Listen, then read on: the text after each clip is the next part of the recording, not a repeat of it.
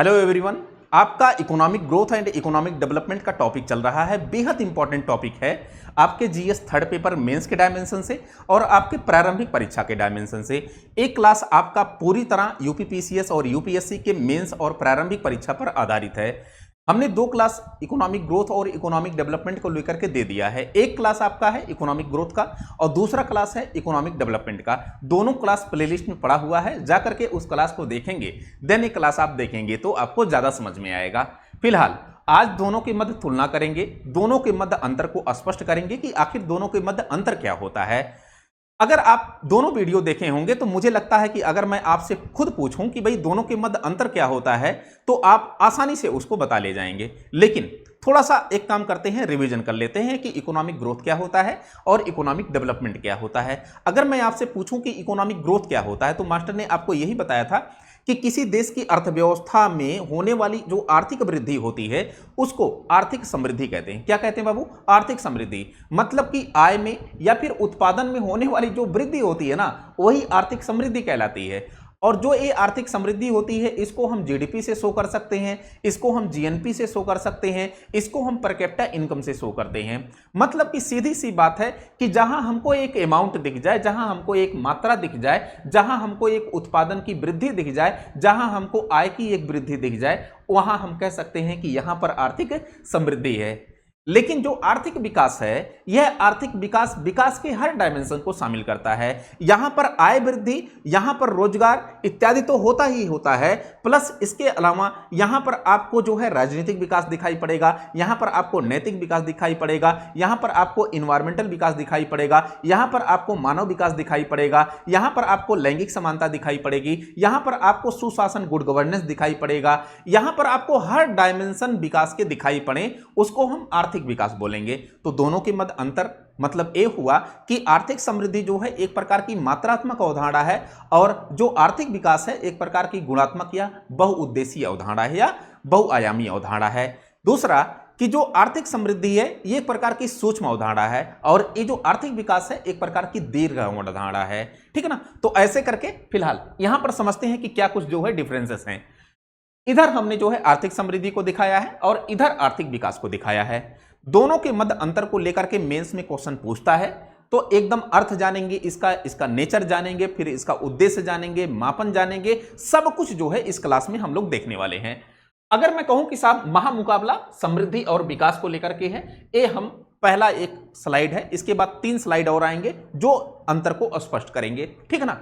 तो अगर मैं कहूं कि साहब ये अर्थ के स्तर पर किस प्रकार का अंतर शो करता है, आर्थिक समृद्धि का अर्थ क्या होता है, तो आपने बताया कि साहब जहां हमको उत्पादन या आय में क्या दिख जाए, वृद्धि। उत्पादन, जैसे मैं कहूं कि मेरे आलू का जो उत्पादन है पहले 50 कुंटल था, अब की बार 70 कुंटल हो गया, तो वो आर्थिक समृद्धि को शो करता है। मेरी आय 10,000 रुपया थी, अचानक बढ़कर के 15,000 रुपया हो गई, तो ये जो 3,000 रुपया आय बढ़ी है, ये मेरी क्या बढ़ी है, समृद्धि हुई है। मेरी क्या हुई है, समृद्धि।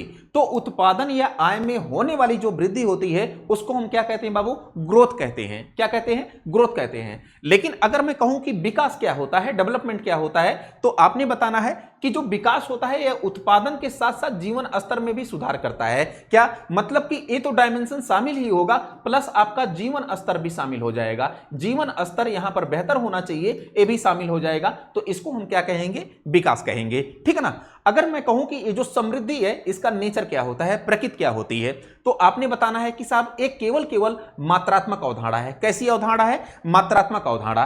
क्योंकि यहां पर वृद्धि शो कर रहा है, यहां पर उत्पादन की वृद्धि, यहां पर आय की वृद्धि शो कर रहा है, तो ये मात्रा के रूप में हमको दिखाई पड़ रहा है। तो जब मात्रा के रूप में दिखाई पड़ेगा तो हमने बोलना है कि साहब एक ऐसी अवधारणा है, मात्रात्मक अवधारणा है। लेकिन यहां पर जो विकास है, यहां पर मात्रा के साथ साथ आपको गुणात्मक मतलब कि कई सारे डायमेंशन दिखाई पड़ते हैं, इसलिए हम इसकी प्रकृति को क्या कहते हैं, गुणात्मक प्रकृति कहते हैं या फिर बहुआयामी प्रकृति कहते हैं। क्या कहते हैं, यह एक दिशीय प्रकृति, ऐसे लिख लीजिएगा, एक दिशीय प्रकृति।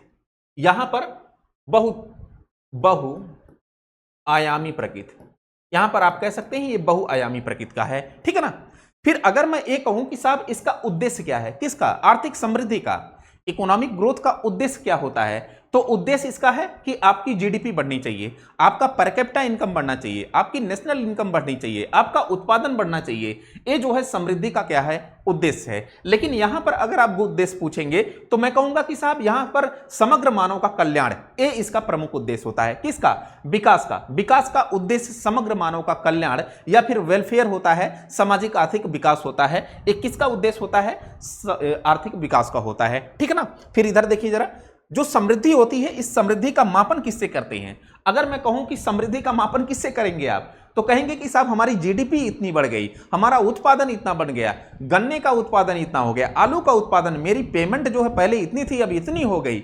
तो ये मापन आप कर रहे हैं, है ना। तो समृद्धि का जो मापन होता है वो रियल जीडीपी से होता है, रियल जीएनपी से होता है। रियल जीडीपी, रियल जीएनपी अगर जानना हो आपको तो क्या होता है, हमने बताया है, एक क्लास पूरा डिटेल से लिया हुआ है कि रियल जीडीपी क्या होता है, नॉमिनल जीडीपी क्या होता है। अभी मैं बताऊं कि जो रियल जीडीपी होता है वो स्थिर मूल्यों पर निकाला जाता है, और जो नॉमिनल जीडीपी होता है जिसको हम नाममात्र की जीडीपी कहते हैं वो जो है आपके चालू कीमतों पर निकाला जाता है। जाकर के उस क्लास को देखने के बाद, इसीलिए मैं कहता हूं कि प्लेलिस्ट में पड़े हुए क्लास को देखने के बाद ही एक क्लास आप देखेंगे तो आपको ज्यादा समझ में आएगा, ठीक है ना।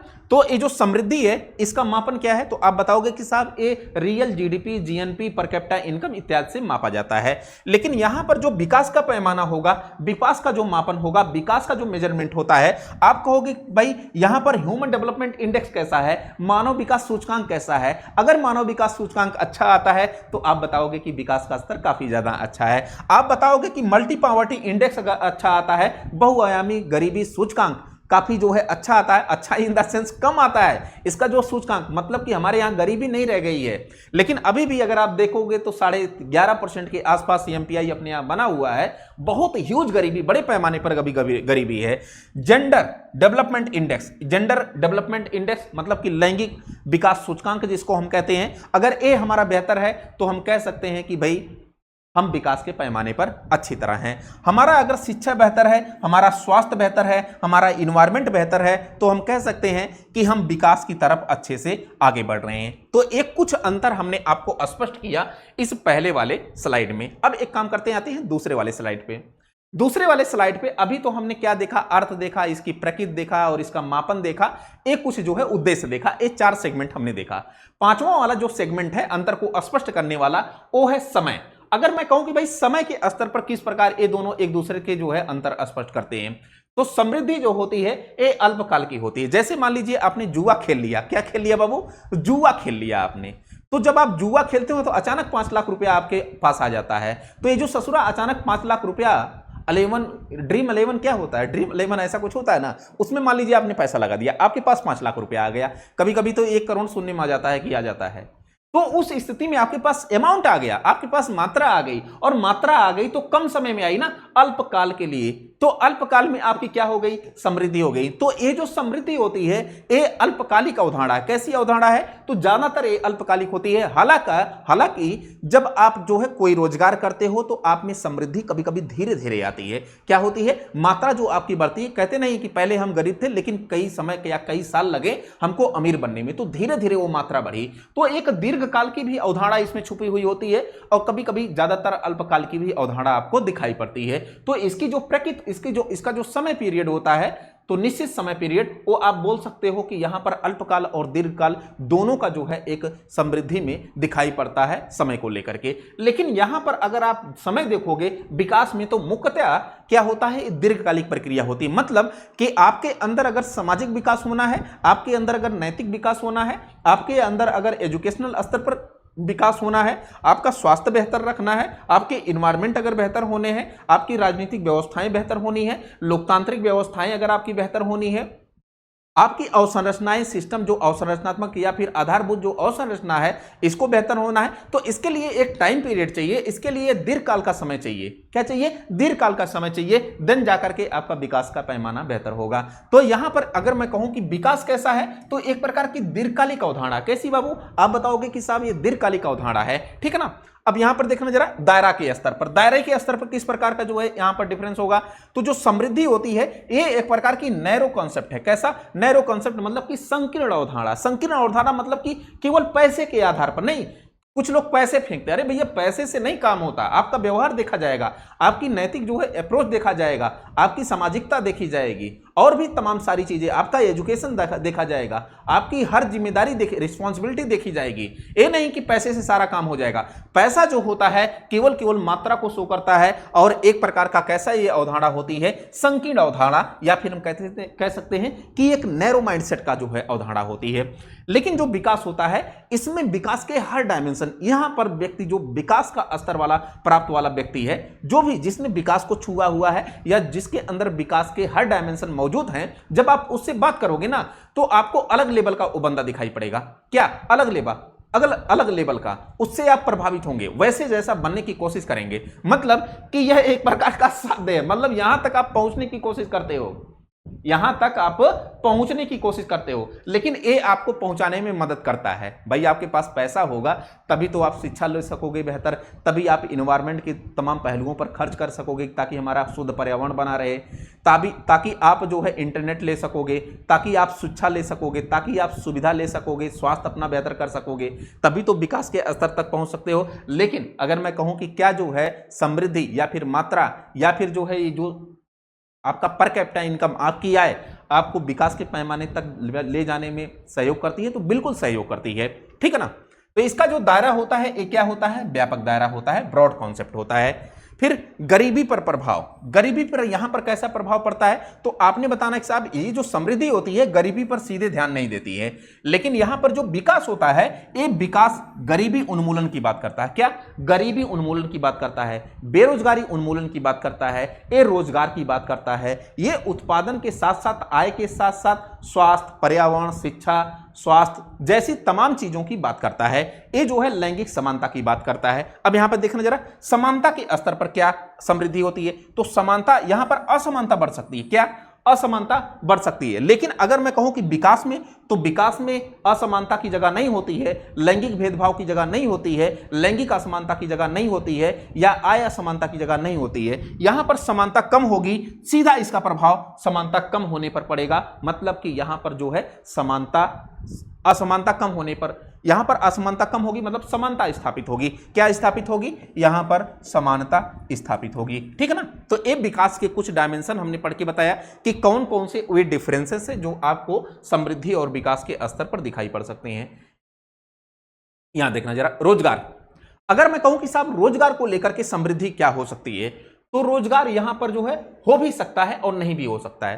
कैसे, जैसे हमने जब आपको समृद्धि बताया था तो उसमें बताया था कि समृद्धि को निर्धारित करने वाले कुछ कारक होते हैं, और उसमें एक बड़ा कारक हमने बताया था एआई, आर्टिफिशियल इंटेलिजेंस को बताया था। एक बात बताइए आप, आर्टिफिशियल इंटेलिजेंस जो 10 आदमी काम करते हैं उसका अकेले आर्टिफिशियल इंटेलिजेंस मतलब कि एआई काम कर रहा है, तो 9 लोगों के रोजगार छीने गए ना, और 9 लोगों के रोजगार जब छीने गए तो एक क्या हो गए बाबू, बेरोजगार हो गए। लेकिन आपके एआई के माध्यम से अपनी मात्रा को बढ़ा लिया, अपने पर कैपिटा इनकम या अपनी जो है स्थिति को या अपने उत्पादन को बढ़ा लिया, अपनी समृद्धि तो आपने कर ली। लेकिन ये जो जॉबलेस हुआ है, ये जो जॉबलेस हुआ है, ये किसके कारण हुआ है, एआई के कारण। तो समृद्धि में हो सकता है, नहीं भी हो सकता है। कभी कभी उत्पादन बढ़ाने से भी समृद्धि आती है, और कभी कभी तकनीकों के अपना लेने से भी उत्पादन बढ़ता है, फिर भी समृद्धि आती है। तो यहां पर हो सकता है कि जो है रोजगार कम हो जाए, हो सकता है कि रोजगार में वृद्धि भी हो जाए। तो एक बार आपसे क्वेश्चन पूछा गया, भारत की जो जीडीपी है, भारत की जीडीपी वर्ल्ड की टॉप क्लास जीडीपी है ना। भारत की जो जीडीपी ग्रोथ है वर्ल्ड की टॉप क्लास जीडीपी ग्रोथ है, लेकिन फिर भी भारत जॉबलेस जीडीपी ग्रोथ है। क्या है, जॉबलेस जीडीपी, मतलब कि भारत में समृद्धि तो है लेकिन वो रोजगार विहीन समृद्धि है। कैसी है, रोजगार विहीन समृद्धि। क्यों है, तो आप यहां पर बताओगे कि क्यों है, तो पहला कारण आप बताओगे कि भाई एआई का प्रयोग या एआई का जो है इंटरफेयर। हालांकि और भी तमाम कारण हैं, अकुशलता है, या फिर जो है जो प्राथमिक क्षेत्र, द्वितीय क्षेत्र, तृतीय क्षेत्र में असमान भागीदारी है ना। ये सब कई ऐसे कारण हैं। फिलहाल एक कारण आपको इसमें तुलना करके आपको बताऊंगा। यहां पर जो विकास है ये गुणात्मक रोजगार सृजन करता है, मतलब कि रोजगार पर 101% यहां पर पॉजिटिविटी आपको दिखाई पड़ेगी, सकारात्मकता आपको दिखाई पड़ेगी, ठीक ना। शिक्षा और स्वास्थ्य, आवश्यक नहीं कि आपका शिक्षा और स्वास्थ्य बेहतर हो, वही मैंने कहा कि जुआ को आप ध्यान दे लीजिए, जीवाश्म ईंधन से उत्पादन करने वाला जो मध्य एशिया, जो पश्चिम एशिया है, वहां पर देख लीजिए शिक्षा किस लेवल की है, वहां पर देख लीजिए नैतिकता किस लेवल की है, वहां पर देख लीजिए लैंगिक समानता किस लेवल की है ना। तो मेरा यह कहना है कि भाई जरूरी नहीं कि जहां समृद्धि हो, जिसके पास पैसा हो, जिसके पास ठीक ठाक मात्रा हो, उसके पास जरूरी नहीं कि उसका स्वास्थ्य और शिक्षा बेहतर ही हो, है ना। ये आवश्यक नहीं है प्रमुख घटक, लेकिन यहां पर जरूरी हो जाता है कि अगर जहां पर विकास होगा वहां पर जरूरी है कि ये आवश्यक है और प्रमुख घटक है कि वहां पर शिक्षा और स्वास्थ्य बेहतर होगा। फिर पर्यावरण, इसकी तो गारंटी बिल्कुल नहीं, इसकी उपेक्षा हो सकती है। मतलब कि आप जो है जीडीपी को जब पैमाना बनाएंगे ना विकास का, तो समस्या यही होगी कि आप उत्पादन इतना ज्यादा करने, खनिज संसाधनों का इतना उत्पादन करेंगे, भूमिगत जल को इतना ज्यादा निकालेंगे, जीवाश्म ईंधनों को इतना, कोयला, डीजल, पेट्रोल वगैरह इतना निकाल लेंगे कि अपना तो आप विकास कर लेंगे, लेकिन समस्या क्या है कि उससे जो हमारी जो जमीन की उर्वरता खराब हुई, हमारे जो भूमिगत जल खराब हुए, हमारे जो खनिज या भौतिक संपदा या प्राकृतिक संपदा है उनका जो लॉस हुआ वो तो अलग लेवल का है ना। उससे पर्यावरण पर दुष्प्रभाव पड़ेगा, उससे ग्रीन एनर्जी तो नहीं जनरेट होगी ना। तो कुल मिला जुला करके उससे ग्लोबल वार्मिंग ही आएगी, जलवायु परिवर्तन ही आएगा, मौसमी चेंजिंग आएगी। फिर आप कहोगे कि जो है मानसून हमारा कमजोर हुआ, फिर आप कहोगे कि बारिश कम हो रही है, असमय बारिश हो रही है, फिर आप कहोगे टेम्परेचर दिनों दिन बढ़ता जा रहा है, फिर इस प्रकार की समस्या आएगी। तो यहां पर क्या है, यहां पर इसी प्रकार की समस्या है कि हम पर्यावरण का दोहन कर करके अपने जो है समृद्धि को, विकास को या हासिल करने का काम करते हैं, समृद्धि को हासिल करने का काम करते हैं, ठीक है, ताकि हमारी जीडीपी बढ़ जाए। ये तो दुर्भाग्यपूर्ण बात है, ठीक है। तो पर्यावरण यहां पर उपेक्षा होती है, लेकिन यहां पर पर्यावरण की बात होती है, मतलब सस्टेनेबल डेवलपमेंट की बात होती है कि हम भौतिक संसाधनों का या प्राकृतिक संसाधनों का इस कदर प्रयोग करें कि आने वाली पीढ़ियों पर उसका किसी प्रकार का दुष्प्रभाव ना पड़े। ये क्या कहलाता है, सस्टेनेबल डेवलपमेंट कहलाता है। मतलब कि हम जो डीजल और पेट्रोल और कोयला निकाल रहे हैं, हम अपना यूज करें, आवश्यकता भर करें, लेकिन इस कदर ना करने की साला हमको जरूरत अगर 5 किलो की है, हम तो 15 किलो निकाल लें। अरे भाई, हमारी आने वाली पीढ़ियां भी हैं, क्या उनका जो अधिकार नहीं है उस प्रकृति पर, उस पृथ्वी पर, उस खनिज संसाधनों पर?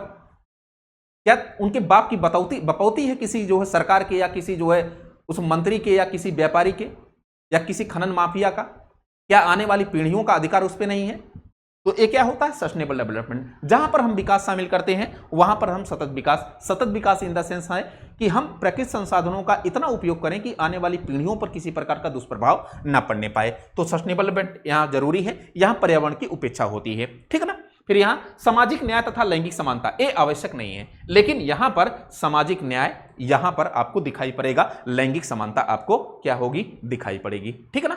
फिर अगर मैं कहूं कि भारत का मार्ग समृद्धि और विकास का संतुलन, तो एक चीज अगर आप देखेंगे यहां पर, तो आर्थिक समृद्धि के इंजन कौन कौन से भारत में है।